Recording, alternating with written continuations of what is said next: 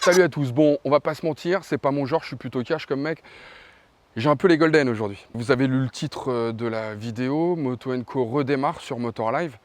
Alors comme je vois déjà, si vous voulez, les commentaires qui vont fuser sur mes prochaines vidéos pour me demander ce que j'en pense, je préfère crever l'abcès tout de suite, comme ça ce sera fait. Et puis en plus ce sera fait avant que qui que ce soit ait pu voir le premier épisode de cette nouvelle saison de Moto & Co sur Motor Live, ce qui n'est pas plus mal. Donc oui, ça me fait un pincement au cœur, évidemment, parce que déjà, même si on sait très bien qu'on n'est pas irremplaçable, au fond, on espère quand même un petit peu le contraire. Ensuite, parce que j'aurais préféré passer la main de mon plein gré, vous savez que c'est pas le cas, et que du coup, je me sens un petit peu dépossédé, ce qui est totalement débile, sachant que cette émission ne m'a jamais appartenu.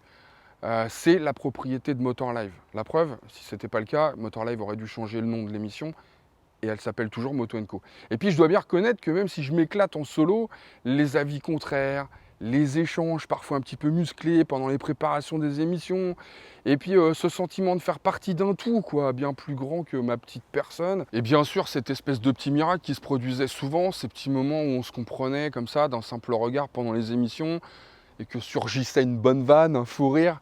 Tout ça, évidemment, ça me manque beaucoup, et le retour de Moto & Co, ça va rien arranger. Mais quelque part, ça me rend aussi très heureux. Heureux parce que le retour des Moto & Co, les amis, c'est un très bon signe. Ça veut dire que Motor Live et sa team ne lâchent rien. Et croyez-moi, ça c'est déjà une excellente nouvelle. Et c'est aussi une excellente nouvelle pour vous tous qui me suivez et qui continuez à les suivre. J'en suis certain. Ça veut dire que vous aurez à nouveau une émission consacrée à la moto et au scooter à regarder tous les week-ends.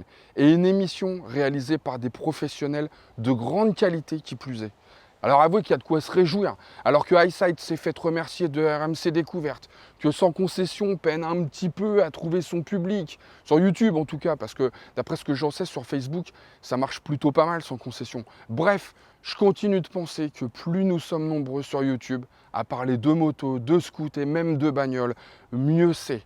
C'est bien pour les passionnés, comme pour ceux qui n'y voient qu'un utilitaire, c'est bien pour ceux qui cherchent à s'y mettre ou à s'y remettre. Ça veut dire qu'on bouge encore, ça veut dire qu'on n'est pas mort, qu'on n'a pas encore réussi à nous faire renoncer à bouger, à ressentir des émotions, à être libre en somme. Donc, longue vie aux émissions moto, longue vie à Moto & Co, et à bientôt sur Rico.